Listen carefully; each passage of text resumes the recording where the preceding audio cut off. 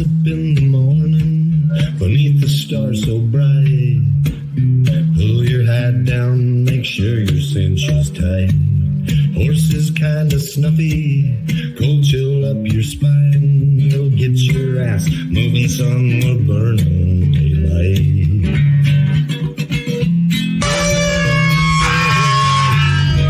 Howdy there, I'm Matt McKinley and we're burning daylight. In the saddle till the job's done right. Welcome to Burning Daylight, the only podcast for the working cowboy. There we are. Welcome, Daylight Burners. Got another bull session on hand. And we're coming from all different parts of North America. We got Tuffy Gamble joining us back from in the Great White North. Tuffy, how's it going, man? Cold. I bet. It's like, how hot does it get in the winter? Does it really get that, or in the summer, does it get that hot, or is... It gets hot in the summer, like 30, 35 in the summer. What's that in real people's temperature? Yeah, that's a good question. I like that answer. Don't give me any credit there. And then we got Scott Warren coming. North Carolina, or are you South Carolina? North Carolina, right? Yep. North Carolina. Yep. So we got West Coast America, and then we got the Great White North, and then we got and back east. Like, are you from that country? Normal for originally? Yes, sir. I guess? Okay. I am literally within 10 miles of where I was born and raised. Okay. Yes, sir. Okay. Nice. Just luck of the draw. I mean, the job opened up and I didn't have to go chase it, and it just worked out. And I hate to tell you, Tuffy, but it was 75 here today. Yeah, asshole. In Fahrenheit. We were minus 20 today, and we thought that felt warm. Well, when you're minus 50 last week, it probably did feel warm. It did. I'd say Tommy Gassell was on just the other day, and it was 65 over there. And yeah, I was like, man, you sons of bitches. It's been so, not so much cold, but just we got hammered with what do they call it now? It's like bomb cyclone, like the ultra mega northern storm, or what the fuck ever, you know, like they just gotta. Yeah, no, I have a word for that. It's called "It'll fuck your day up." Well, you know, like back in the day, and you know, like I hate to start it off like a bunch of boomers, but back in my day, that was called a norther. You know, like that used to be just called, like, it was winter and a winter storm, and then you had like a blue norther, which really fucked shit up, and that's kind of what we had. But now they're calling it like a bomb cyclone, or the perfect storm, or they just keep inventing terms to make us more scared, and they also make us like think it's abnormal for December in the northern hemisphere to be cold. Like, well, that's winter though. Like, winter's in December, and we're above the equator, so like that's wintertime for us. Like, that's kind of standard. That's what we've always known. Now they're trying to make us think that's abnormal. And like, it might be an abnormally wet winter, but it's still fucking winter. That shit happens every year. Every year. Yeah, we were 15 degrees at Christmas, and no shit. The power company shut the power down. The power grid could not handle it, and they cut the damn power off on Christmas Eve for like 7 hours and froze everybody's water pipes. How far are you? Merry Christmas. In the South, you just put a light bulb in there, and that just keeps your water pipes going, so you're good to go. So, I mean, it never gets cold enough that there's insulation. What's that? We just put a light bulb out there. There you go. How far are you from Charlotte? Or was it Huntersville? We're East Coast. We're okay, 60 miles from the coast. Okay, so you're way, yeah, that's right. Well, yeah, because you had that video the other day of Doctor and Kev's there on the island, right? Yes, sir. Yeah, we Now, yeah, we'll get into that here in a minute. Okay. But yeah, yeah, you guys. My oldest sister lives. Is it Huntsville or Hunters? I think it's Huntersville, just outside of Charlotte. okay. Um, That's like 4 hours away. okay, so that's where she's kind of been for quite a while now. Um, as long as I can remember, anyways. She trains hunter jumper and doing the rich people shit over there. Oh yeah. But man, Well, that's where the money is.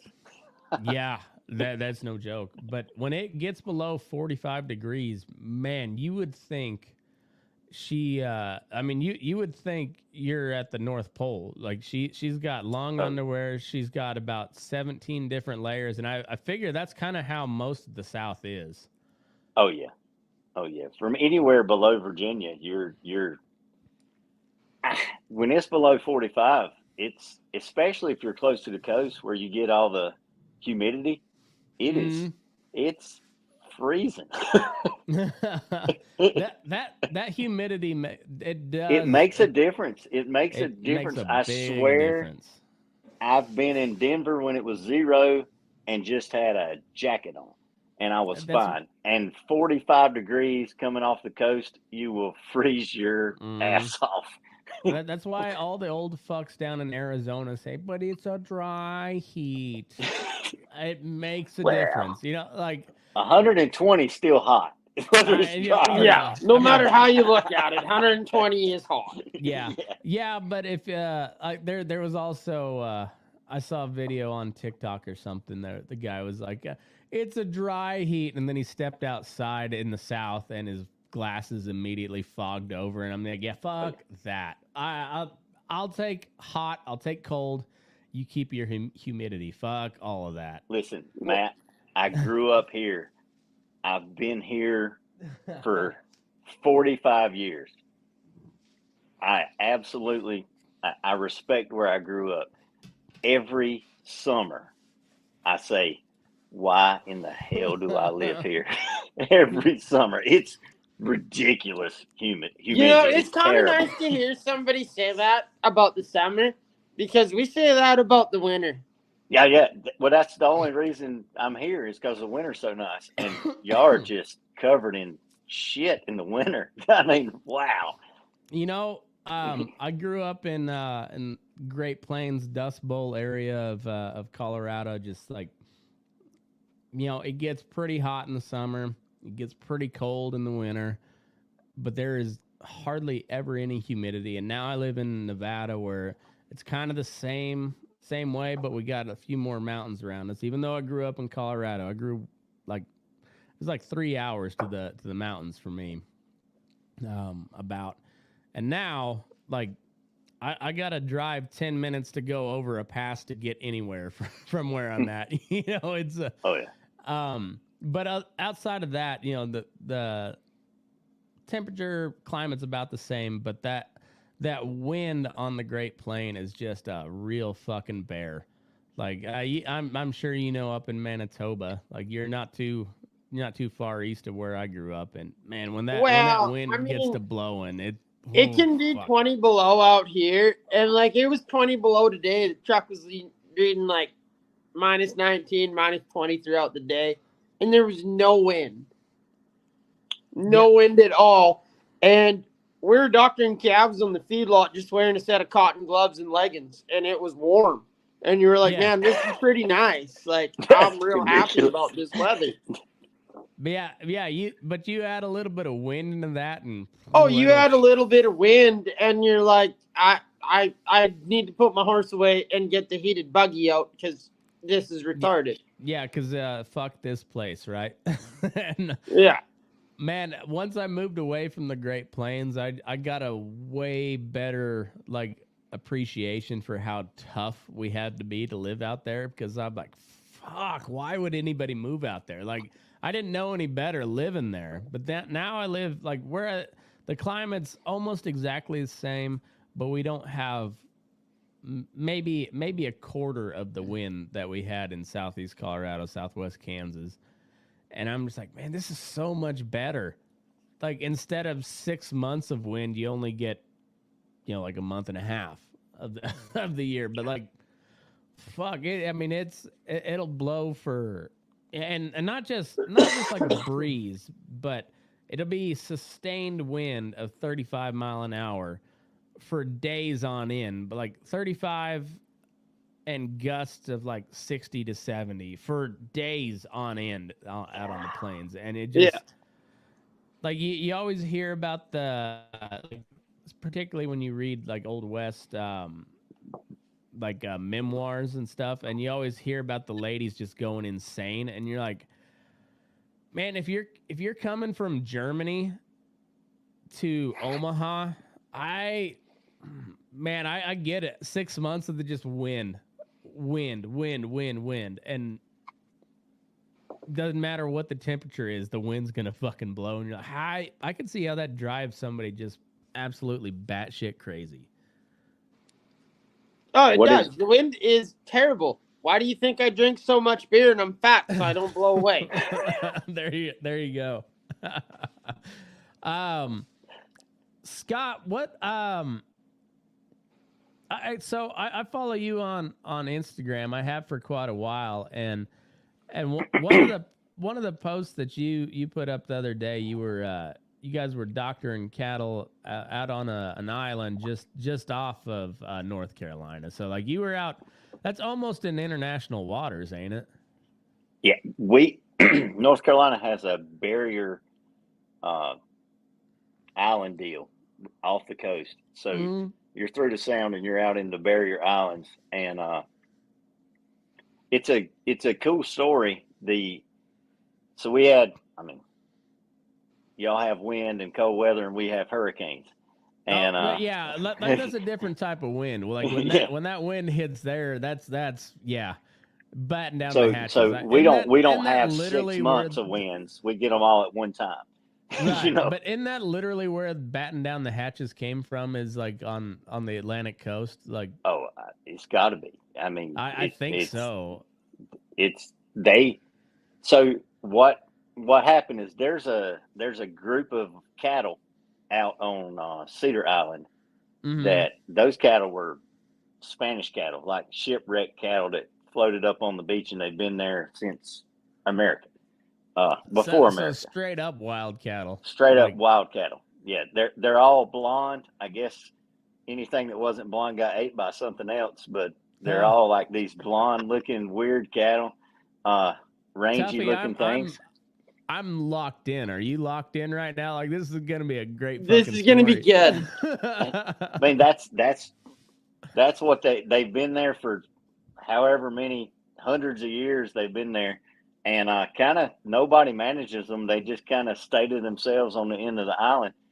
Well, a hurricane came up a little different pass, and the storm surge. So in front of a hurricane, you get storm surge. So it's literally pushing the water up in front of it. Well, it came around and it pushed the water across the island back out into the ocean. So it washed those cattle across the sound, which is, I think it's only, they did some math and they think that the cattle floated 40 or 50 miles across that island. Shit. So bad day to be a cow. Yeah, man. Bad day. Yeah, it happened in the night. Talk about the genetics on those. Those are some tough motherfuckers. Well, holy shit. I think 29 drowned. There was like 29 dead washed up on the island, and there were 5 that made it. And my buddy actually owns a business, and if you've seen my Instagram, when I mentioned Ranch Solutions, we talked about starting that stuff up, and he kind of helps out a bunch of guys around here. And, he managed a place out in Colorado for 6 or 7 years. And he came back here because this is where he was from. And so they went out last year and they caught the 5 that were out there. And then Park Service, because that entire chain of islands is managed by the National Park Service. Mm-hmm. And so the Park Service called us and said there was one more, that it wasn't on the island when they gathered them before, but it was somewhere on a small island, and the tide got low enough it walked over, and it made it to this long. I mean, this island's like 16 miles long. I mean, not maybe a quarter mile wide, 16 miles long. Just a long, skinny fella. Yeah. That's what I tell my wife. Well, so they needed it caught, and I said, "You'll not leave me this time." It was calving season last time, so I managed the place I managed. We were calving, and we couldn't go help him. And I said, "You'll not leave me. You tell me the day. I don't care what day it is. I'll quit work. I'm going. We're going to go catch that bitch. We're going." Hell yeah! And so that's the one you saw. We had to catch her. So there's a ferry boat. We had to back up on the ferry boat with the trailer, offload the horses, pull the truck, unhook the truck because it wasn't long enough for the truck and trailer, and back the truck up on the ferry, and then travel across the sound to get to the island, and then of course offload everything, and then we had to search this 17-mile island to find this one heifer that was out there, and it's way brushier than I thought it would be. I'm gonna tell you. I mean, we're in pretty bad brush country around here, but those cedar trees are rough on that island. It was pretty brushy, cactus and cedar trees, like you were in Texas or something. Huh? And that's wild. It was man, we got her caught pretty good, but I think there was a I'm going to tell y'all about wind, like I'm telling y'all something. But there was a 25-mile-an-hour headwind coming straight down the island that day. Like it was that's running. Fun to rope in, ain't it? Yeah, when you do this and hit yourself in the face, that's really fun. Yeah, because she was going. Well, we got her out of the brush. Well, we popped her out of the brush about 3 times, but she just brushed up again, and finally she headed for the beach. And so we hit the dunes and slid down like a 20-foot dune. And she turned due north, which was directly into the wind. And the chase was on, man, and we were just on her. She was running 9-0 with, and into the 25-mile-an-hour wind. So it was not the best roping we've ever done. I'll say that. I bet not. That's when you want the linseed treated cotton with the biggest rawhide Honda you can find. Just put some weight. That's the day I put the nylon down and grabbed the poly because at least it had some weight in it. Yeah, no shit. And usually that like I say, I don't use polys too much because I'm not a good enough roper, but I hate them. You know, they're nice for like the first 30 calves you drag to the fire, and then they get so damn floppy. I like the cottons; they got some body to them, and they got the weight. But you get those linseed cottons, and man, you better hope you catch them the first go, because if you got to pack around all 60 foot of that cocksucker, it gets heavy. It's heavy. It gets real heavy, and then you put a nylon or a rawhide Honda on top of that. Like, it's good for the wind, but man, you don't want to pack that sucker around in your hand all day. Like that's a heavy bastard. I will tell you. I got away from the linseed treated cottons. I have too. I've just been using a wax treated cotton, and it's way nicer. So I think so too. I actually am. This is God put my arms on backwards, and so I am left-handed. Okay. And when I learned to rope, nobody told me, just learn right-handed. You don't know how to rope. And so I learned how to rope left-handed.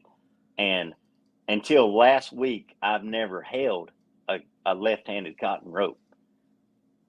No shit. But last week I found one online, and so I've got my first waxed cotton left-handed rope, and we doctored calves the other day with it, and that thing, you can send it. That thing is awesome.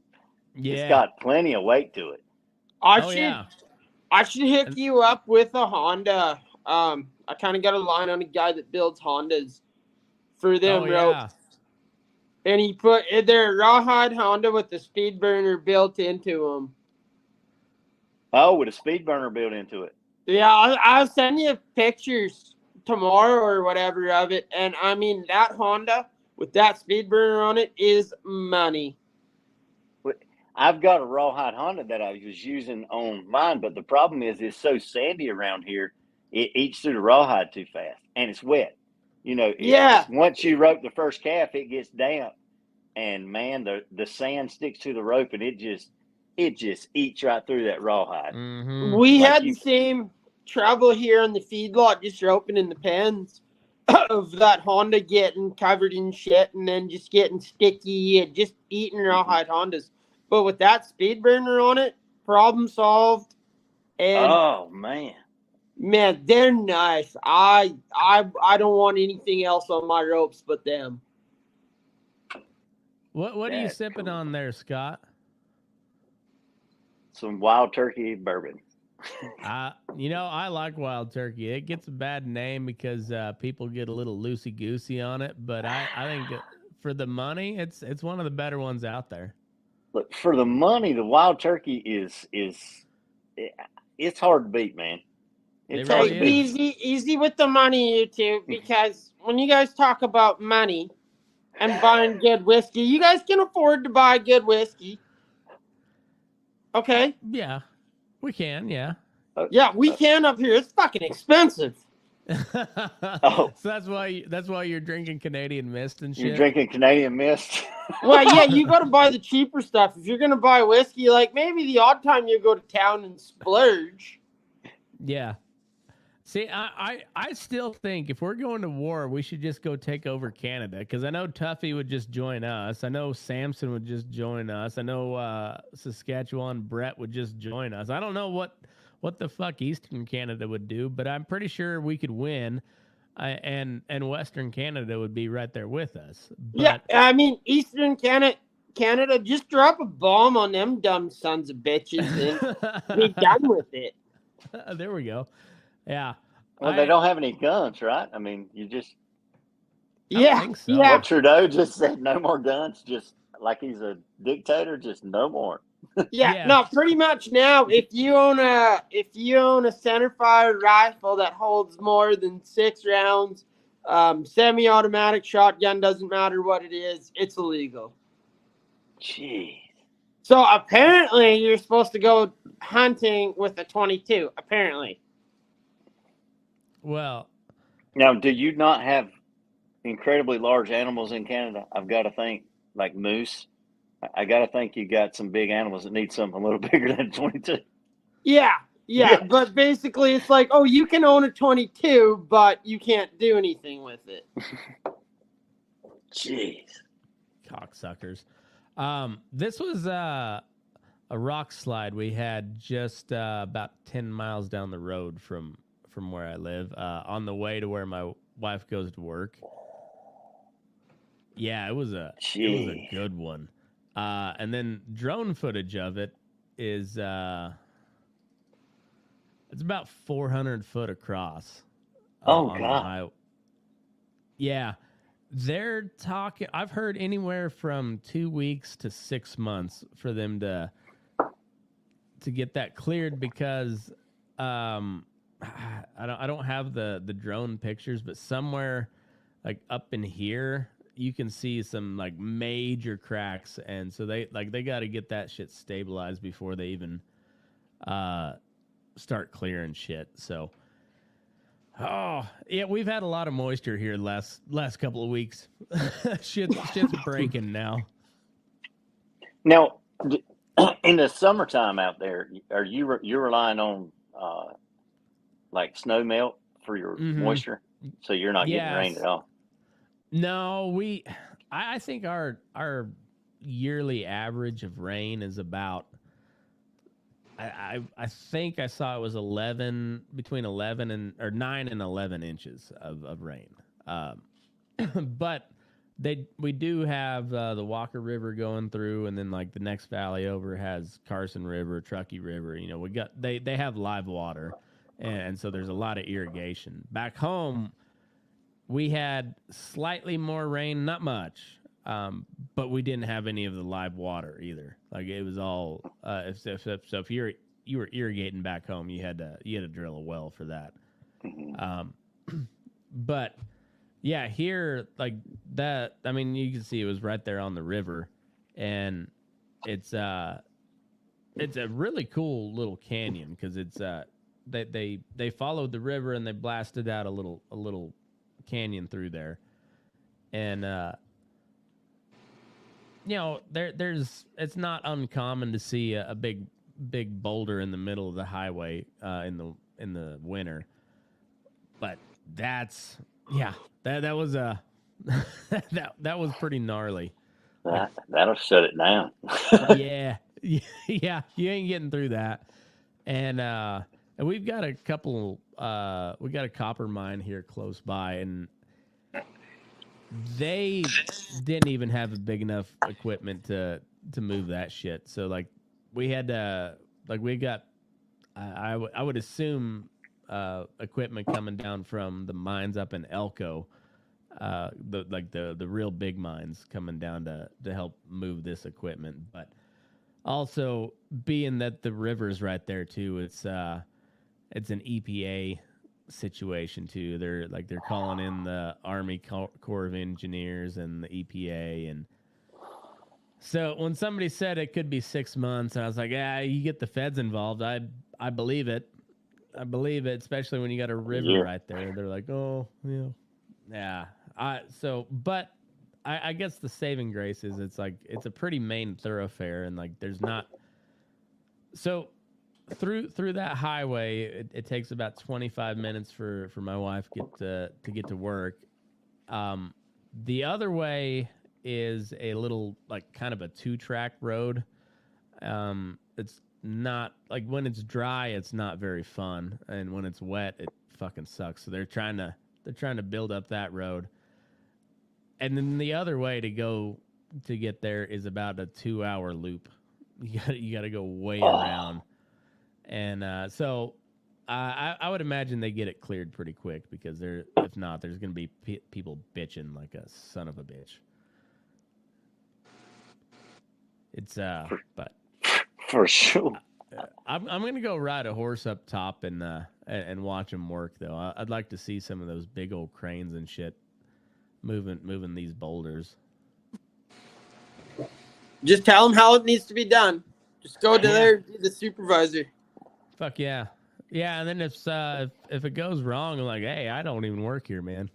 Yeah. Why would you listen to me?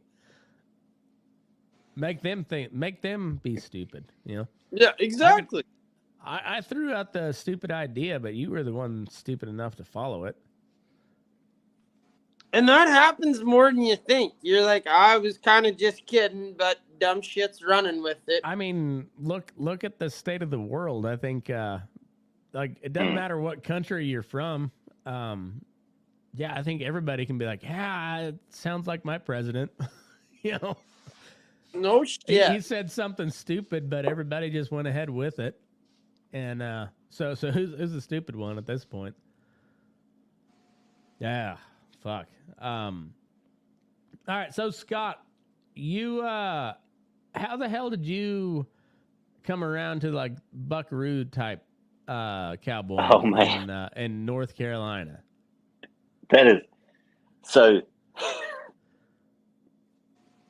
I went to college to be a veterinarian, and I really liked college, but they talked me out of being a veterinarian.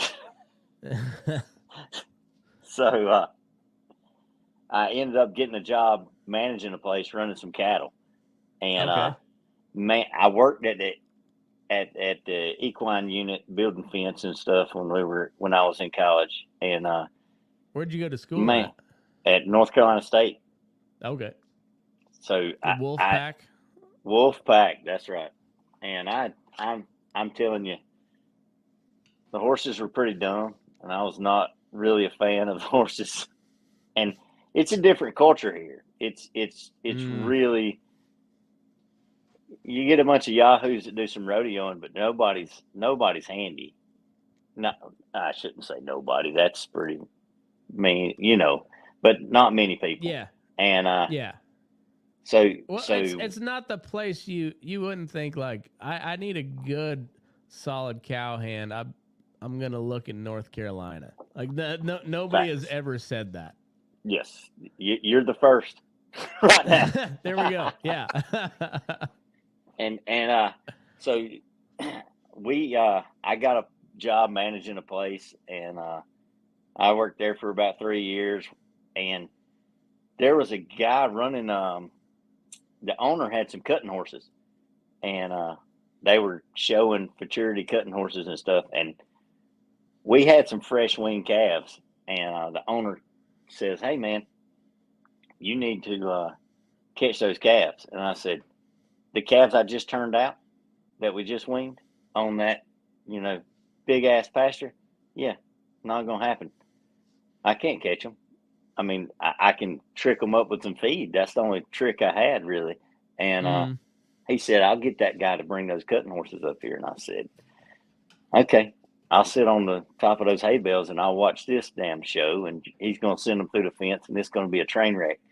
And because anybody I'd ever seen do anything with cattle horseback, I've seen show. stuff on TV, but I mean, I'm old enough. I'm before the internet. I didn't see anything. It was a shit show. It was bad. And so I was expecting he's about to send 700 calves through. I mean, this is 3 strands of hot wires, all the thing keeping these things in the country. And that guy got out there and took his time, and he worked those cattle up and got them caught, and we got them loaded and sent down the road. And I said, "Man, I got to learn something about these horses." And that's kind of what got it going. And it was kind of like, I got to go out west or I got to figure something out. And man, I've read every book I could read and every internet video I could see and talk to people, and it just, I figured it out. I've bastardized to say buckaroo. I'm probably crapping on somebody, like I'm. You can. I'm not saying you have to cuss, but like, don't feel like you got to hold back. Like, we're open. I'm sure there's some Nevada buckaroos that would love to punch me in the jaw for even using that title, but I really just kind of fell in love with that style of stuff, and I tried to make some bridle horses and started reading, and I've learned everything on my own. There's not anybody to teach around here. I just learned. We picked up some horses and started training. I got a Mexican guy that helps me. So, I mean, I guess we're vaquero style, but there's 2 of us with about 1,000 head of cattle, and we just learned how to get it done. Hell yeah, man. That's how cowboying's always been, is, like you pick up things from all over, and that we just happen to be blessed in the age where you can look that shit up on the internet. Like, YouTube. Can you imagine? YouTube is really nice because it is. Because when I started, there was no YouTube, and it was really, information was hard to come by. But now with YouTube, and you can look up all kinds of stuff. But I rely heavily. We've got a huge Hispanic population coming in with the row crops, and in fact, the guy that works for me, I didn't have any help one day. My help left, and we walked out, and the guy I worked for was a farmer, because most guys around here, they're farmers that have cattle. They're not ranchers. And so I walked out to the field, and he said, "Take that guy," and I took him, and we went, and I think we doctored calves that day or something. We were roping out the back of the pickup or some crazy, stupid crap like that. And man, I'm telling you, I took him. When I say I took him, the next 3 places I went, I took him with me. Yeah, I learned a lot from Jose, and I've still got him right now. We've been here for 17 years, and he grew up in Mexico on the back of a horse, and he showed me a lot of stuff, and we picked up a lot of stuff. And man, I don't know. Nobody around here is going to use a Wade saddle and a long rope, but it seems to work for us. I mean, sometimes we also catch cattle for the sheriff's department is in charge of our animal control. So if there's cattle out, they call. Well, there's only in the whole county. We're the biggest county in the state, and so they call me and Jose. That's the only people they can call. And so we go catch them, and it's worked. Sometimes some rubber might help before you hit the ditch or hit the woods or swamp or whatever, but we get it done. I was going to ask if you'd ever dallied on rubber before. Never. So it sounds like never? Never. Huh. We've never tried. So you dallied on mule hide? That's it? That's it. Jose actually used to ride one of those charro saddles, just dallying on wood. Man, those charros, especially once you find the tradition behind the charro deal, like then you get a whole new appreciation of why they have the 100-foot rope, stacked up their arm and whatnot. But like, oh, okay. So it was your best roper. You're running in a bunch of wild ass horses into a box canyon. So your best roper is going to have like 100-foot rope. And sometimes that's 2 ropes tied together, and he had to find where the knot was. So, and also like when you're healing that horse, you don't want to bring him to a stop because it's going to break their legs. So you got to slow them down, and it's going to take all 100 foot of that rope. And then there's a big ass fucking knot in the middle of it as you're sliding. And you're just like, man, that's a whole different story. And now, like, when I watch those charro competitions, I'm like, I get it now. I like it. I can get into that shit. Jose didn't think you were roping if you didn't have smoke peeling off your horn. Yeah. Like you weren't doing anything if you didn't have smoke peeling off. Like, yeah, and then you like, that it's such a machismo culture too. So like like your best roper is like the big swinging dick of the operation, and so he's gonna make a show of it too because he's got to be big swinging dick the next time around too. So not only is he gonna catch, but he's gonna make the most smoke off the horn, and then just lay that horse down perfectly like it's supposed to be. It's really it's amazing what they can do. And you said tie 2 ropes together, so this is how. So I have bastardized buckarooing and cowboying. We did every trick we could come up with, but we had cattle scattered. I think the first place we worked, we had about 800 head, but they were on a bunch of farms all over. Yeah, farms, not ranches, just hog farms, and with just hot wire. And so when you had to doctor something, all you had was a pickup. We didn't have any horses or anything. And so we'd take 2 30-foot calf ropes, because that's the only thing people around here did was, calf roping, tie down roping. And so we tie 2 30-foot ropes together to get 60 foot and rope them out the back of the truck, and then let go of the rope and then run over it with the pickup truck tire and drive up the road. And that's how we doctored for a long time until we really got into the horses. And then, I mean, now we're about horsemanship and stockmanship and stuff, but back then we were about getting the job done and getting the calves treated. And that's what had to be done. That's all we had. There was no pen. None of these places had a corral. I mean, if you wanted a corral, you had to tote panels in there.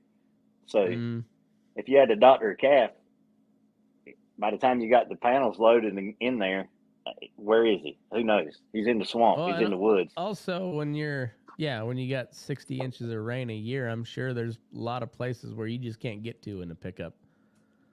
Oh, yeah. So Gets a little muddy. with your guys' program, do you run dogs? we just started running dogs a few years ago. I've got a buddy in Eastern Oregon, and he sent me one dog, and I just got one out of Utah last year, and so we just started running some border collies and border collie crosses, and holy moly, do they make a difference when there's just two of. I mean, there's two of us on the whole ranch. I'm Yeah. sorry, I lost you. Dogs out there helping you. You can get a pile of work done with just two guys and 3 or 4 good dogs. Oh, the dogs are better than two guys around here. I mean, literally, until Steven came back from Colorado and started up Ranch Solutions, we didn't have good help. We had guys, we could get some guys, but it was, they're not good help. But now with the dogs, we're good until time to, wean calves or something and work cows, and then we get those other guys to come in. But I mean, we're not covering big country, like we're not in Saskatchewan or something. We're, our entire place is only 7,000 acres where we're at. That's a lot of country to cover, and particularly when you got a lot of trees and shit. Like that's a lot of country. It's 4,000 acres of trees.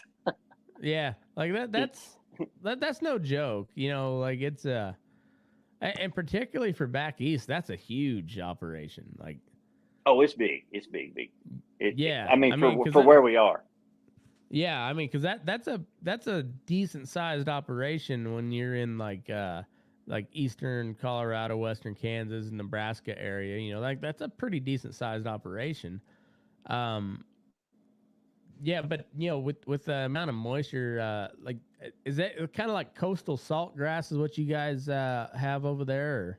No, we're not that close to the coast. We have coastal Bermuda, Okay. which is about like the same. I mean, really, we look a lot like we're far enough from the coast we can grow grass, but we're not far enough west that we can grow cool season grasses. So we're like where It'd be like a South we went Texas to or Oklahoma. something We like went that. to like Oklahoma City. Yeah. I picked up some bulls in Oklahoma City, and it had the same amount of hill, and he had a predominantly Bermuda grass. It was kind of looked exact. I mean, we're the same latitude. If you go across, and it was the same kind of country. Okay. Huh. So you got like quite a bit of ear in your cattle down in that part of the world, huh? I just started putting ear in them. Yeah. Oh, no, no kidding. We're actually on the line to where ear penalizes us. If you're kind of in Georgia and south, you get away with the ear, and it's a good thing.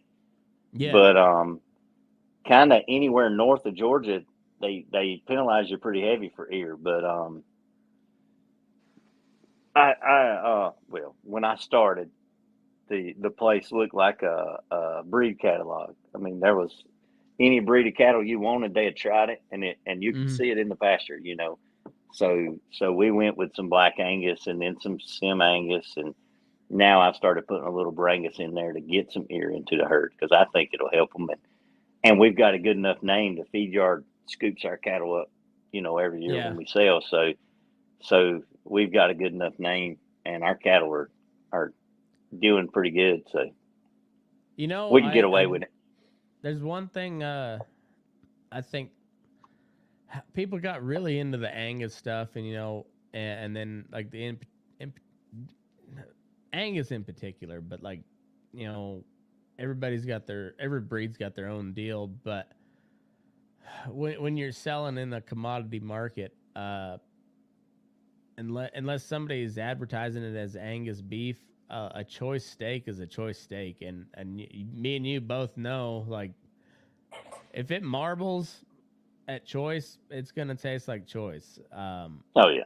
Unless it's grass fed, and that's a whole different flavor. But if it's a grain finished steak, choice is choice is choice all day long. It doesn't really matter what Yep. the breed is, and so like, why not add a little ear to your herd if it makes you if it makes sense on the back end and you can still get the same amount of marbling like at the end, like who when once it's that steak's on the plate, nobody knows the difference if it has an eighth of Bramer in it.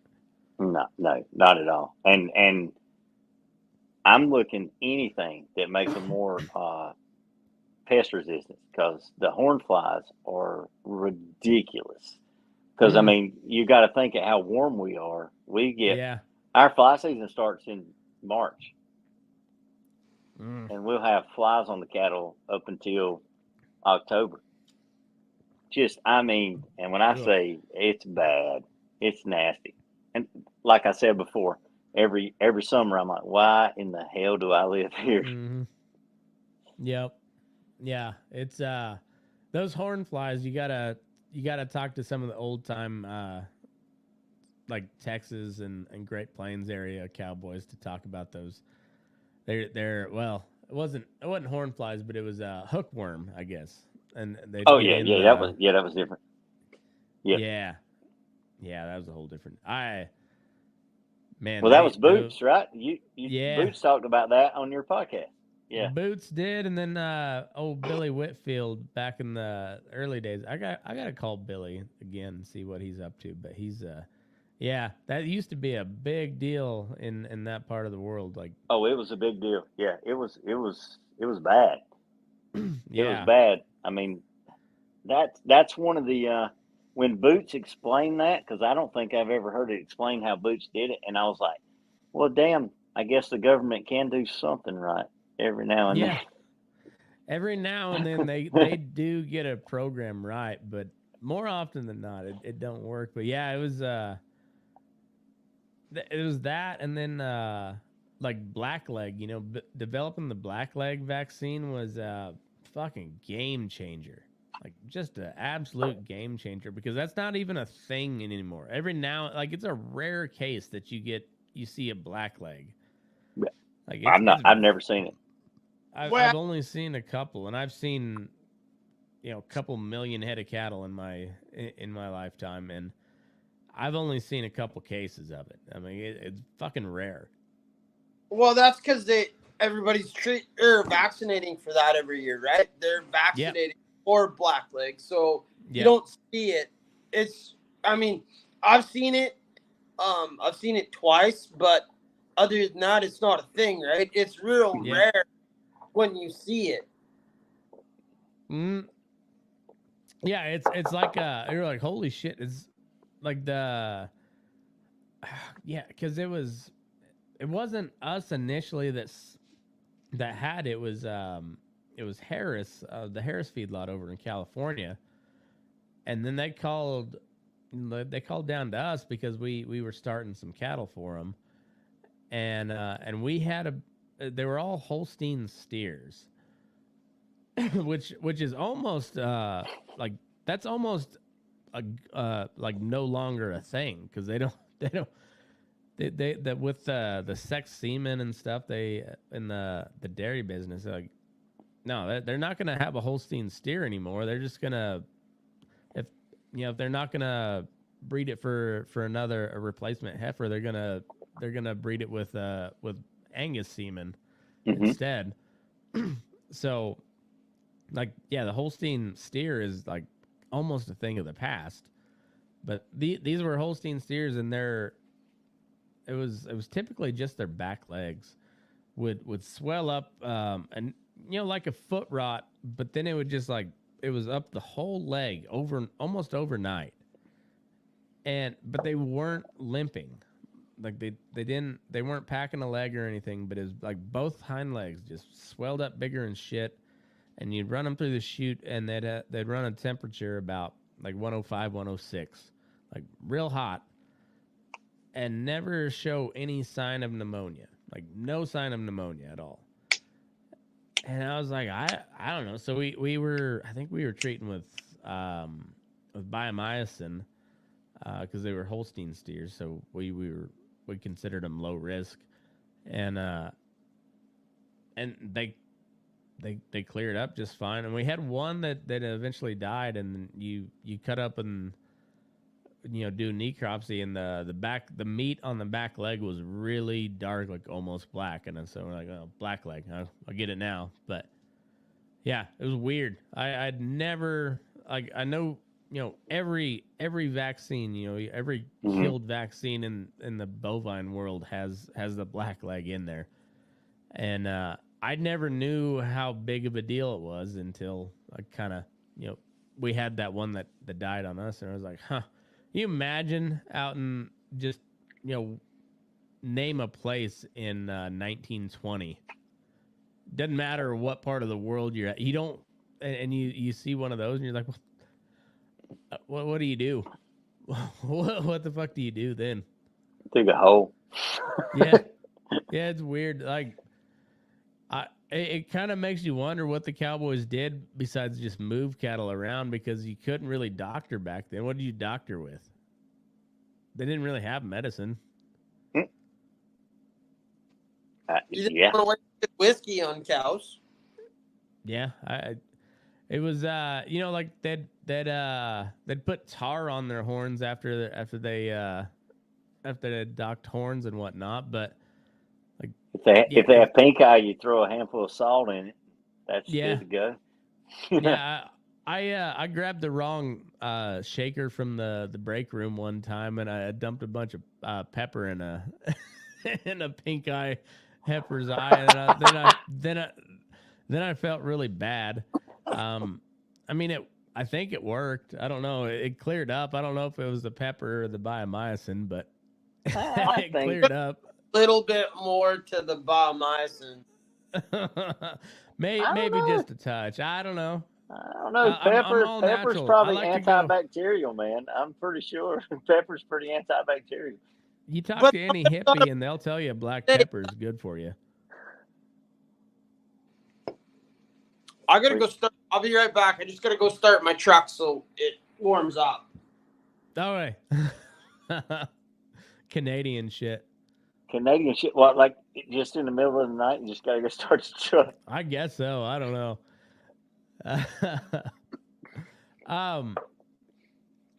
Yeah. So you guys just like you just learn cowboying the hard way, essentially. That's how I learn everything. Yep. Hey, sometimes that's the best way to learn shit, though. It's I got a buddy that I met well after I was already managing this place, and we were already doing stuff horseback. We worked some sales, at the local sale barn, and I ran into this guy from Oklahoma, and he's the one that lives in Oregon now, and has a place in Oregon. And I talked to him as much as I could, picked his brain on everything, and he helped us come out and work, when we were weaning and preg checking and things. And I mean, any information I could get, I scooped it up. But we just kind of trial and error, and if it works, it works. If it don't, throw it away, get something else, try. But I'm telling you, cattle were made by God to be worked by horses, and that is what I believe in my heart. That is the only way to do it, and I can't figure out any other way to do it. Mm-hmm. I mean, this place that I work at would not work. If you had 4 wheels and dart guns, you can go to hell. It's not going to work. Yeah, you're going to have a train wreck. That's like a lot of places, though, because where I'm at now, they were a firm believer in darting cattle and tranking them, and then going to treating on them.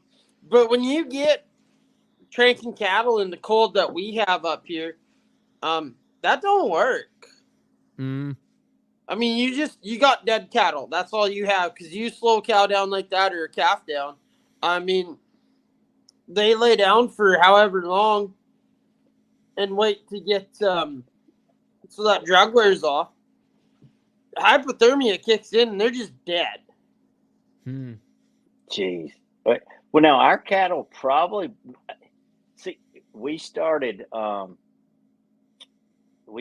doing some different rotations, and so we rotate cattle every day. They move every day, just the way the pastures are cut up and the size of the pasture. So we have like 600 head in one herd, and 300 or 400 in another, and so we're moving cattle every single day. So I guess our cattle are probably more like the northern cattle, the northwest cattle, and so they see horses quite a bit. So when we doctor, sometimes we have to run something down, but if we do our job and throw a good loop, we're throwing a lot of standing shots, and so we doctor stuff, and they never move, and the cattle don't scatter. So I mean, there's no more low stress way of doing it than what we're doing. Yeah, that's the best way to do it. Yep. Well, and after a while, it just, I mean, especially if you got a lot of sick cattle, like fuck, you have to run every single one of those bastards down. It becomes work. Fun becomes work real quick when you're running. When you're roping 6, 8, 10, 12 head a day and laying them down, and you're like, whoa. All right, the first couple times were awesome, and then, yeah. Well, even like you do 12 head a day, that's still fun. When you get into the 20 and 30 animals a day, you're like, fuck this, I'm done, I'm over it. Yeah, exactly. Like it's, and then you're like, all right, well let me take a look at these old buckaroo loops where they're sitting out from 40 foot and just floating something in. You're like, oh, now that shit makes a lot of sense. Man, look, if you sat back there with a hula hand with a few coals in your hand, and that is glorious. I'm telling you, if I was in charge of any kind of rodeo and venue around here, nobody would watch it, but it would be amazing for me. I would love it. That stuff makes me happy. Like that's beauty. That's art. I want to put on a ranch roping, and the only rules is it's like playing pig or playing horse when you're shooting baskets. It's just like, no, you call your shot, and if you catch, they run out another steer, and your competitor has to do that. Like I want to that's the Burnin daylight ranch roping. That's something I could get into. Oh yeah, you play horse, and you call your shot. Like hip shot. Turnover, hip shot, whatever. Or the Texas guys might get a little bit pissed because they won't ever win it because they don't do anything except blow to them. But maybe they got something cool. I don't know, but I think you call your shot, and sometimes it comes down to, can you just catch, and that's where the Texas guys might come in handy. It's just like, if you got to just neck one. Look, there is no beautiful turnover, Johnny Blocker, nothing when it comes to catching wild cattle. It's, can you get a rope on any head, foot, or tail? I've caught one by the tail before. Whatever. There is no illegal catch when the wild cattle come out. Yeah, I mean that's why, like, any ranch rodeo worth its salt is catch as catch can, because when you're out catching wild cattle or whatever, like, I don't care if you're doctoring, I don't care if you're catching wild cattle, I don't care if you're trying to, like, pull one out of a feed bunk. Catch as catch can. Like, well, I mean, it's cool to see them fancy loops throwing, and a hula hand and a scoop loop every day on the pasture. They're effective loops, right? But you start dealing with, like, turnovers and the fancier shots. Like, we got guys that come to our pasture in the summertime and they want to throw them shots, and it's get out of here. Like, we got more than one animal to get caught. Yeah, them shots are cool, but they're not cool out here because we got to get something done and then get on to the next one. And I mean, our cattle out here, if you hang around and spend too much time in them, they're just gonna leave. Mm. So it's just get in, get them treated, and get gone. And there's no time for setting fancy shots up. Yeah, if you throw a hula hand out there and neck one and get them caught, that's all fine. But when it comes to healing them, just right in there and rope them. Yeah. Yeah. No, and that's Yeah, don't choke it all day. Yeah, right in there and get them caught.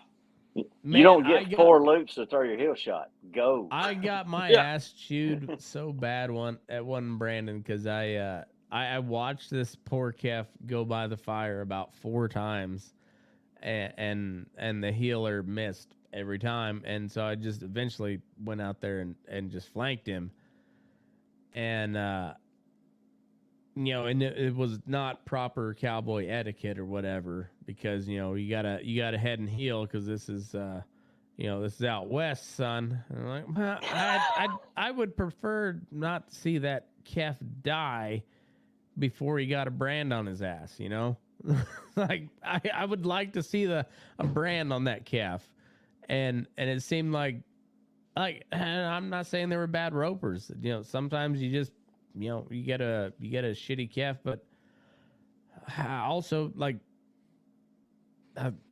let's get done with this and let's not kill an animal we don't have to. Fuck. Like a lot of our shots here at the feedlot, like we treat everything in the pan. Everything's roped and treated with me and another guy. And it's you get the head rope on him to control him. But if he's going straight, you just let him go straight and kind of ride with them. And your healer better just ride in there and get him caught. Yeah. Because that's the last thing you want to do, right? You don't want to take the wind away from a sick calf because he's probably going to die. Yep. Yeah. Yep. And our thing is the heel shots in the spring and summer here. You might be in belly deep grass. That's hard to get a heel shot. Yeah. You better take what you can get. Yeah. If you pick up one back foot, the header lets it go and you drag it till it falls down, but at least you're not choking it. You get it down. Yeah. So that's different. I mean, it's a different thing. Well, it's like you make your money with healthy calves, so like you try not to make them sicker than they already are, and and then there's sometimes where like you get one that's just fucking running, and you're like, man, maybe he's not as sick as I thought he was, like maybe I was just seeing ghosts, and sometimes you just gotta let him go, like because if he's running that fast today, he'll probably be alive tomorrow. And if he was truly sick, he'll really show it tomorrow. Yeah, he'll be a little slower tomorrow. Yeah. Yes. We got a doctor. Jose called me and said, we got to doctor some tomorrow. And I'm like, I was in those calves yesterday. Do we really have to doctor some tomorrow? I think he just likes roping calves.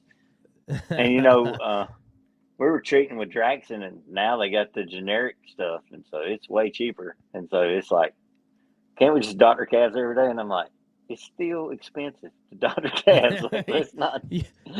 It's cheaper, not cheap. Cheaper. That's right. Yeah. Yeah. When you got the, if one of them gets up off the bunk and says, he's like, shoot, that one needs caught. Well, let him cough twice. All right. Let him trot him around a minute. And then if he coughs, then you might have a point, but yeah, it's but that's kind of they had to have had medicine back in the old days. That's I'm thinking back to the old West, like Charlie Russell days, and you never really hear them talk about medicine for cattle. I wonder how much they were in the cattle, though. Were they in the cattle every day? I mean, no. They're gathering them and pushing them. It's like survival of the fittest, right? Well, and especially after the Civil War, because all the men went to war, and so that meant all the cowboys went to war, and the only ones that were left were it was women, and then like the men that were left were Texas Rangers essentially, and so the cow herd just multiplied exponentially during that 5-year period, and that's kind of what created the beef boom, and it was like the initial start of the U.S. Cattle business, but a lot of those cattle were just wild because they ran wild for about 5 years while all the men were at war, and I don't know, wild. The United States is a wild country. Like Oh yeah. we haven't been around very long, but man, and Canada too. Like I actually I'd really like to know some more about Canadian history, because like you guys live in the coldest, one of the coldest places on Earth. Like there's some fucking real bears up there, like some monster bears, but nobody ever thinks of like the pioneer man, or here in America we don't think of like pioneer men. We think Americans, but like Canada never comes up. But like, man, they got to be tougher than us to live that far north. Like that shit gets cold. Well, it was just back in them days in the winter up here. It was just survival, right? Yeah. Like, Yeah. You talk to guys, like you talk to some of the old timers that grew up back in the day, and they talk about their parents. They worked just to stay alive. Like, they weren't working for money or anything like that. They were just working to stay alive. Yeah. Well, and then even back on the East Coast or like North Carolina, like the people that first came over, they were, you met the Indians, and they were for the most part peaceful Indians. Luckily, it was just like, you got the Lost Colony and whatnot. That's true. That was North Carolina. Yeah, that's true. But I feel like the Canadians are so nice.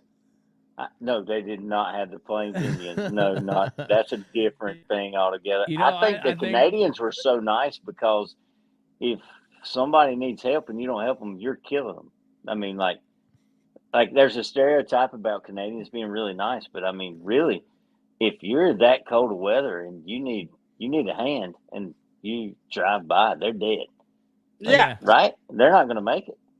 If you this time of year, if you have car troubles, and the funny thing is, so many people aren't ready to even be on the road because they got nothing. I mean, Johnny down the road, his wife get in their vehicle and they go to town for supper, and a blizzard hits while she's in a dress and he's in his in his town clothes. You're not gonna walk 5 miles in a blizzard and not freeze. Like, if you get into a wreck, you're gonna be dead. Yeah. So when somebody's in the ditch, I mean, you at least stop and try and help them. Yeah. Jeez. Yeah, I see that's kind of like we don't have near the weather that Canada has, but we also like my nearest neighbor was 2 miles as the crow flies, but it took 6 miles to get there. Growing up, and this was compared to Nevada, that's a metropolis. Like it might be 20 miles in between little small towns here in eastern Colorado, but like you get in eastern Nevada, it might be 150 miles between anything. Just anything, it's so wide open. So like you see somebody on one of those highways broke down, and you're like, you feel like an asshole if you don't stop and like at least see if they're okay. Like yeah, like well, you gotta, have to. Like, yeah, you have to. Otherwise, you're not a good person, because like that could be you. Yeah, well, exactly. That's always in the back of your head. It's like that could be me, and I've had my ass saved a couple different times by random people, and not that I needed them, but I was sure fucking glad they showed up because I didn't have to I didn't have to do what I needed to do. I was able to catch a ride into town or something, and it just at some point it's better off paying somebody to do shit, and but other, it just you never know when somebody might help you out, and it's the right thing to do, and it's more apparent when you live in where just nobody else lives. Like, Yeah, well, you don't. Generally out here where I'm at, if there's somebody in the ditch, it's a good chance you know who they are. Yeah, yeah. But I mean, even like it can be your worst neighbor and you not get along with them, but you stop to help him because he'll do the same for you, even though he hates you. yeah, you can go back to hating each other once you make sure they're all right. Yeah. And normally when that happens, it's like one guy has one up on the other guy. Because, they don't get along or they kind of got a little bit of a rivalry going on. And he'll be like, hey, I stopped and I didn't have to. And I saved your ass. Yeah. Yeah, it's like it's a good chance to troll them just because. Yeah. Yeah. So like you kind of grew up in moonshine territory, huh, Scott? Yeah. Yeah. As your family, that's kind of where it started in the moonshining business. No, we're too far east. Oh, okay. You go a little bit west, and you're there.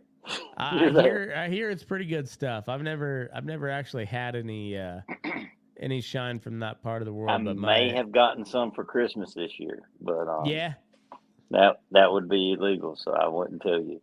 Right. And then I would never ask. Like I said, I hear say back in the day that North Carolina made some pretty good shine. Kentucky and West Virginia got all the notoriety because they moved a lot of it, but I hear North Carolina took a lot of care to make it taste decent. They learned how to put it into charred barrels and make something out of it instead of it just being straight corn liquor. But North Carolina's still sticking with the corn liquor.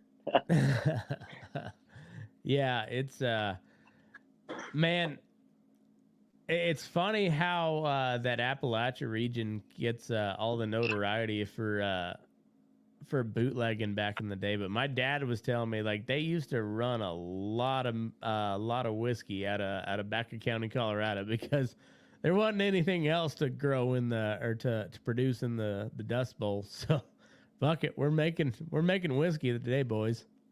No doubt. I mean, they didn't have any. I mean, what do you do? I mean, that was bad times, man. I mean, you got to make it. You got to make ends meet. Well, I mean, when you think about the early days of the country too, it was the first the first big spat between the government and the people was the Whiskey Rebellion, because they started taxing whiskey. And it was all the guys from like Kentucky and and like Western Pennsylvania that they couldn't ship their corn over the Appalachians because they couldn't put enough corn on a wagon to make it profitable, so they'd distill it down into whiskey and they could sell that. And then they started taxing them and they revolted. It was just like the story of this whole country is just like as people are just like, get the fuck out of my pocketbook, dude. Let me live. Exactly.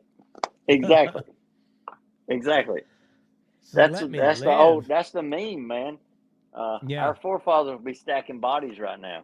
Like, they would not be dealing with this shit.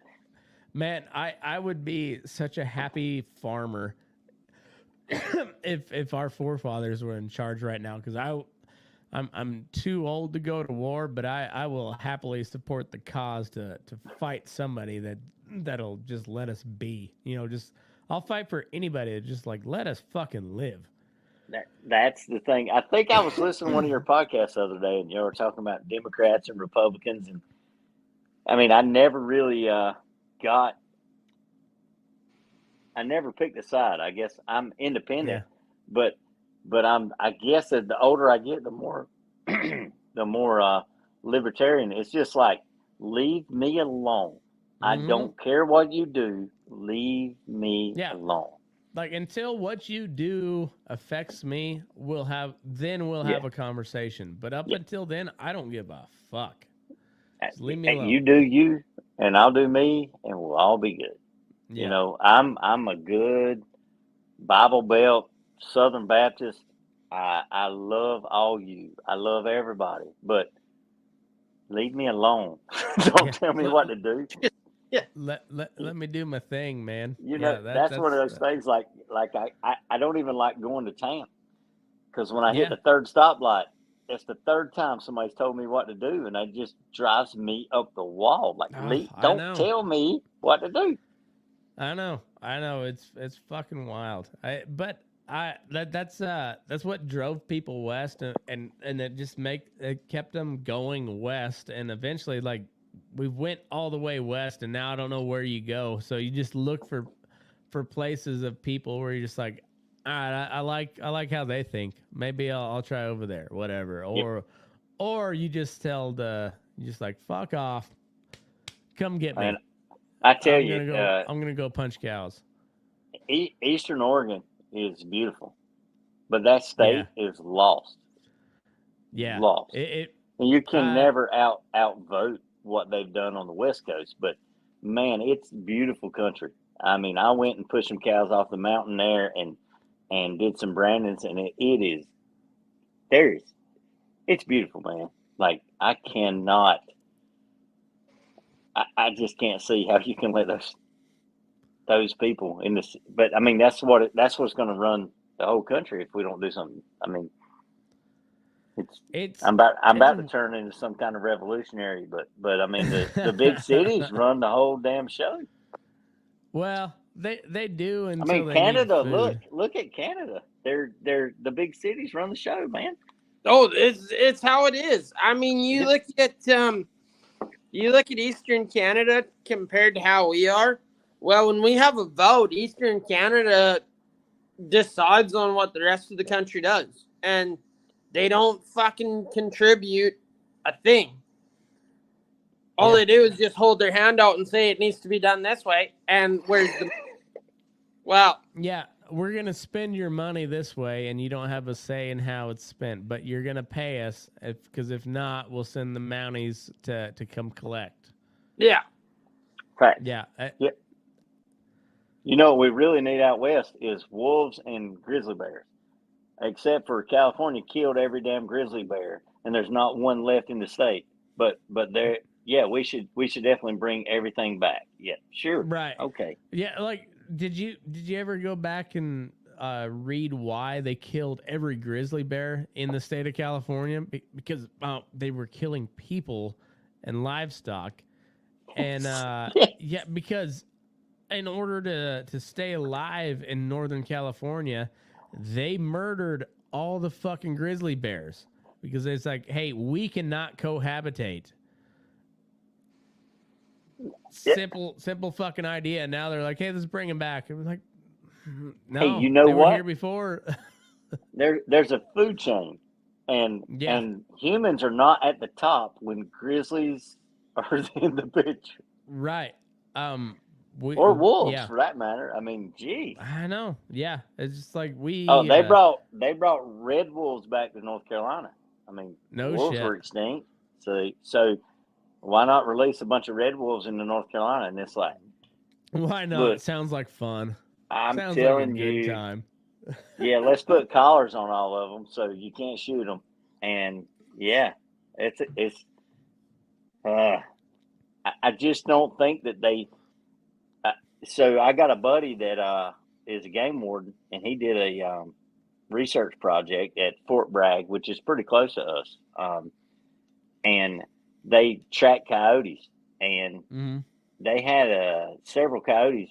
They went from North Carolina to Georgia, came back, had a litter of pups in South Carolina. If a damn coyote will go from North Carolina to Georgia, how far does a wolf travel? I gotta think. I just got to think. The bigger the dog, the more they're gonna travel. You know. Well, out here we're running into wolves out here and everything, but they're saying out here a coyote will make about a 20-mile track. Like that's his area is about 20 miles round, and they're saying Yeah. a wolf has out here right now. A wolf has anywhere from 100 to 150-mile track. Yeah. And this guy traveled the I-95 corridor 2 states away. So I guess the wolves will go to Florida or Texas. I don't know. Louisiana. Who knows? Seems like a bad idea to me. There's a reason people shot them. They didn't shoot them because they like shooting stuff. No, like we've always had a good appreciation for nature. Like we've always been pretty in touch with nature. But also, like, we used to realize when, like, nature was gonna fucking kill us. You know? Yeah, this might be bad.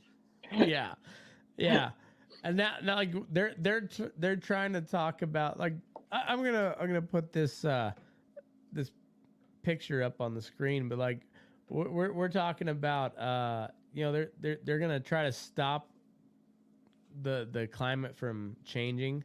Like, how do you stop that? That was done by water and wind. That's it. Just water and wind. Yeah. Oh, but Diesel did that. They'll claim that. Yeah. Diesel did that. Diesel did that. Let's try to get Diesel to that stop was that. Cow farts, 100%. Yeah. That was cattle pooting into the air. You know that. Try a cow fart to stop that. You know, if cow farts are so bad. Have a bad day. Yeah. You're gonna blow it back up the hill. It's the fucking hubris of people to think that we're gonna stop weather. Fuck off, dude. Like when you see a flood come, like just the power of water, just to watch, like when you get a bunch of water flowing and you see what they can just wash right away, and like shit that took people decades to build, and it just fucking gone. You're like, how are you gonna stop that? How are you gonna stop that? Look at California right now. Look at what just happened in California right now. Oh man, the flooding has just ruined it. And like I'm not sold on any sort of religion, but like you watch weather and how Mother Nature works, and like try and tell me there's not a God. I don't know which one's right, but try and tell me there's not a God when you see some shit like that. Like, well, and the Lord. stupid thing is with shit like that is, I mean, you look at a lot of these places that get hit with bad weather and they flood and everything, and you just kind of scratch your head and go, that's little land. Like, and they're like, oh, there's a little creek that was running through it. Yeah, with that little creek, it might be little now. 50 years ago or however long ago it was a 2-mile river, and you're the genius that thinks it's a good fucking idea to build there. Yeah. Well, and they'll talk about like historic, you know, like the hottest temperature on history, or in ever recorded, and you're like, well, but you've only been recording temperatures for like 150 years, and if you go by your estimates that like we've been around for billions, so like, is it really that abnormal for it to get this hot, or is it just, I don't know? By their estimates, this is the second ice age coming to an end. Well, what the hell ended the first ice age, man? Yeah. Like, was it diesel? Yeah. I mean, what was it? The end of the first ice age. Because you know this what is the end of the second. Yeah. Apparently, the wild turkey's got me. But what they're like, we're finally starting to see some people talk about like the younger Dryas deal, which where we were hit with a comet 12,000 years ago, and you know they're digging up shit from a long time ago, and it seems like there was an advanced civilization that was just wiped off the map. And you're like, oh, so a comet can hit us and then just everything's gone for a couple thousand years, and then we have to like claw back to something probably not even as good, but like almost as good. And it's like, holy shit, man. We are like this. We are so small, so small in the grand scheme of things. It's like So small and so dumb. I know, and you're just like, I'm sure Well, glad we learned how to ride horses. Like that part was good. Yeah, we got I that like that. figured out, but like we never that. got anything else figured out. But you know what? I like if we never I learned honestly anything think- else, that's a good one to learn. I really think that's the difference in this lifestyle, man. This lifestyle versus everything else is you see the weather and you get to see how you're so small. You get to see, like, I mean, man, being on a good horse in some open country, it's amazing. I mean, it's so amazing. And I think the people making our policies, they grew up in New York City or Washington D.C. or Los Angeles or wherever. They don't even know what the sky looks like. I mean, they've never looked up and been able to see the stars. I mean, no, not on one time. No. And they think they're fucking invincible. And me, all of us here know, like, you can go trot out on the best horse on the best of days, and he's stepping a hole, and you go ass over tea kettle, and you break your fucking neck, and that's it. Like we all know that, we accept that, we take on that challenge every time we step a foot in the stirrup. But also, like, I'll take that chance because it's better than fucking walking, man. Yeah, it's exactly. a fuck of a lot better than walking.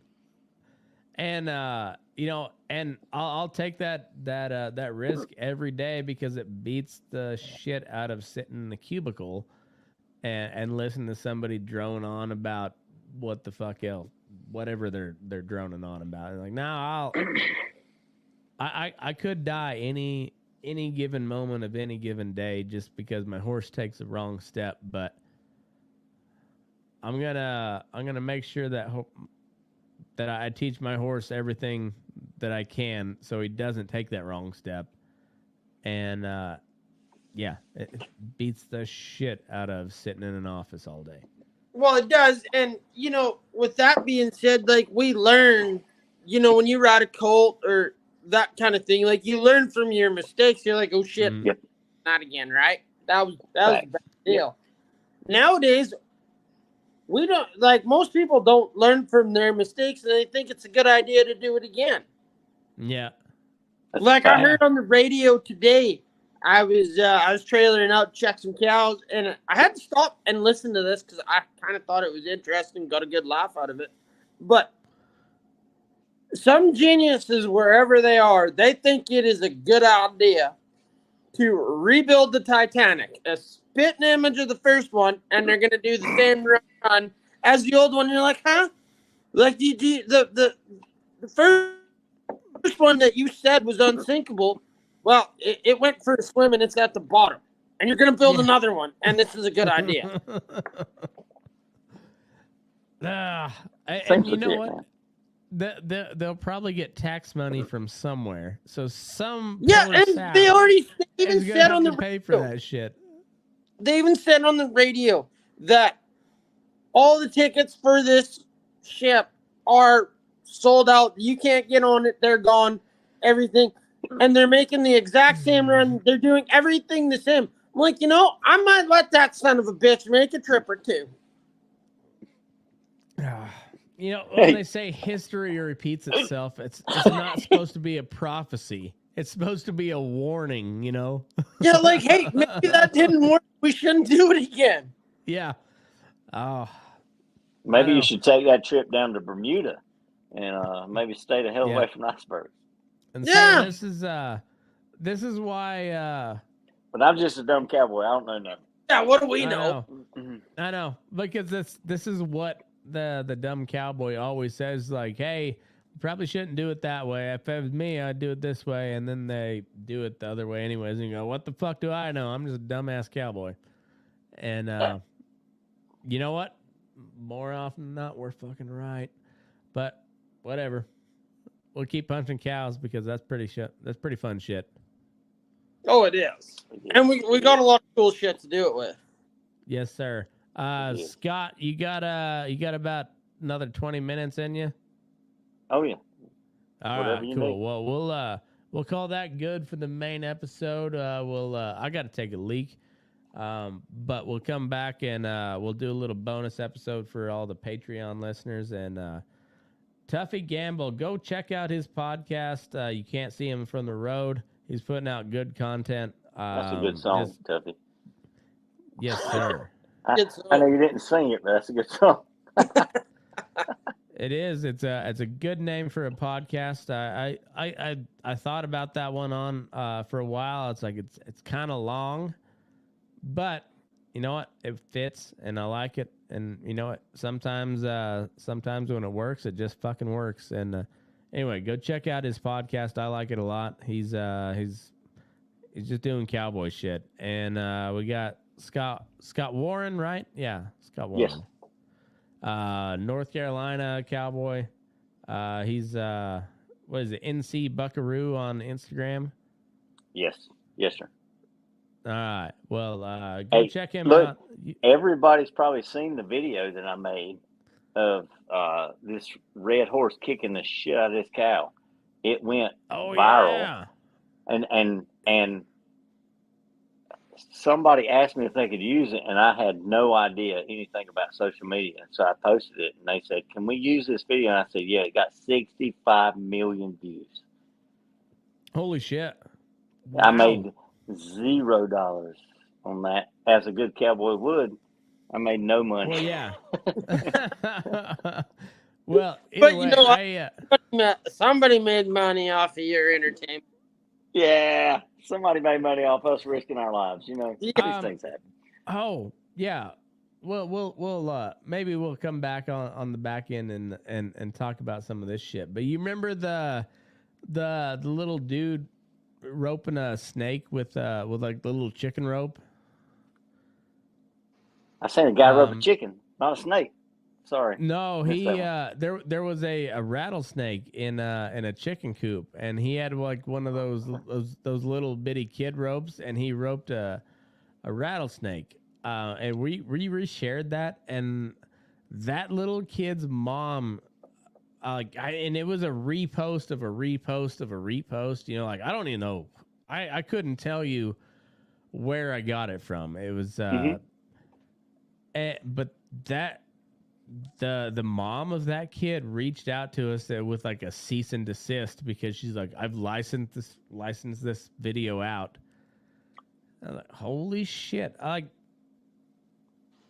Why wouldn't you just let it go? And you know, like, but no, you had to make money off of your kid somehow. Like, I don't know. It's weird how people work like that. But yeah,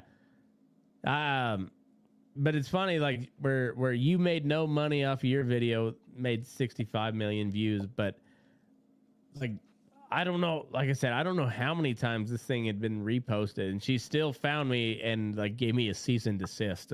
Holy shit! What I don't know how much she made off of that deal, but it probably wasn't worth it. I wouldn't think. I feel like it's kind of like being in the cattle business. You know, yeah. Cow calf guys make nothing, and the packers make a lot on the other end. And you know, I'm a cow calf guy, so I didn't make anything. And somebody on the internet figured out how to make money out of it. But well, look, I'm on my phone right now. I don't even.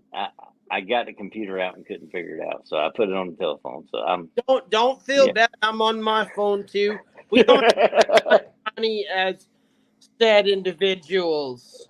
That's right. Hey, man, I built. But my we got deal better up. stories, man. We got better We stories. do. Yeah. He's kind of boring. I got to run a wild Spanish cow down an Outer Banks coral reef island, wide open, going 9-0. I mean, what the hell else can I do in life? Like that's pretty fucking rad. I'm not gonna lie. There's. Yeah, I don't really have much that can compete with that. I mean, I did get chased by a beaver once, but that's that's for the Patreon viewers only. Yeah, that'll be Tales from Canada, a Tuffy Gamble edition. Oh shit! Anyway, beavers mean fucking business. NC Buckaroo, Scott Warren, go follow him on Instagram. Tuffy Gamble on Facebook. Go find. You can't see him from the road. That group is awesome. I enjoy all the stupid ass comments all day long. It cracks me up, and it's awesome. I appreciate this conversation with you fellas, and go sign up patreon.com/BurninDaylight if you want to listen to the rest of this deal. But in the meantime, I gotta piss and you gotta move your ass because we're burning daylight.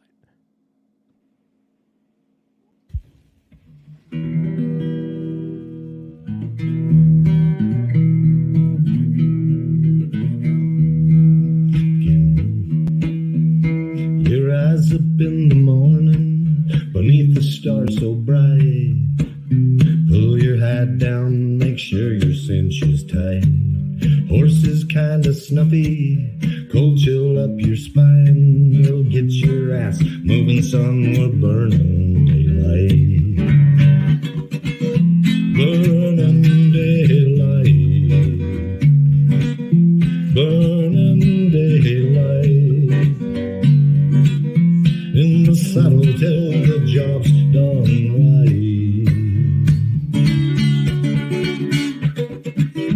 Burning daylight. Well, life is just a gather, and you won't catch 'em all. But when you ride through the gate, make sure you sit up tall. I can see the horizon, it's looking pretty bright. Well, get your ass moving, son, we're burning daylight. Burning daylight. Burning daylight. In the saddle till the job